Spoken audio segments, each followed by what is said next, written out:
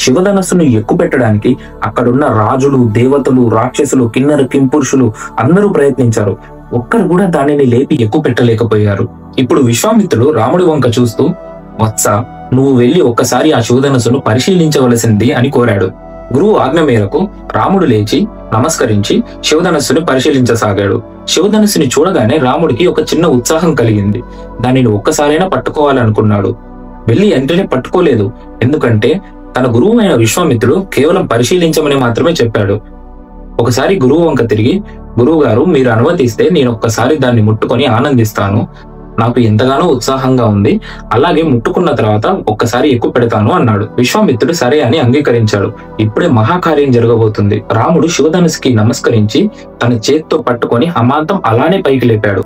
ఎంత సులువుగా పైకి లేపాడంటే ఏదో చిన్న కర్రపుల్లని తీస్తున్నట్టుగా, అస్సలు శ్రమ పడినట్టుగా కనిపించలేదు. ఇంకొక చేత్తో నారిని తీస్తూ దాన్ని బిగించాడు. అదే చేత్తో నారిని పట్టుకు గుంజాడు. శివధనుస్సు మధ్యకు విరిగిపోయింది. ఇదంతా అలా చూస్తున్న వారికి ఏమీ అర్థం కాలేదు. ఒక్క క్షణంలో అంతా జరిగిపోయింది. ఆ శివధనుస్సు విరిగిన శబ్దానికి అక్కడున్న రామలక్ష్మణులు, విశ్వామిత్రుడు, జనకుడు తప్ప మిగిలిన వారంతా మూర్చబోయారు.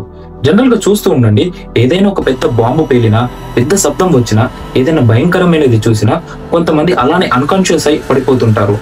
వీటిని ఎదుర్కోవాలంటే చాలా గుండె ధైర్యం కావాలి. అది ఉన్నవారు మాత్రమే అలాంటి వాటిని ఎదుర్కోగలరు. అందరూ తేరుకున్నారు. ఇప్పుడు చూసేసరికి రాముడి చేతిలో ఉన్న శివధనుస్సు విరిగిపోయి ఉన్నది.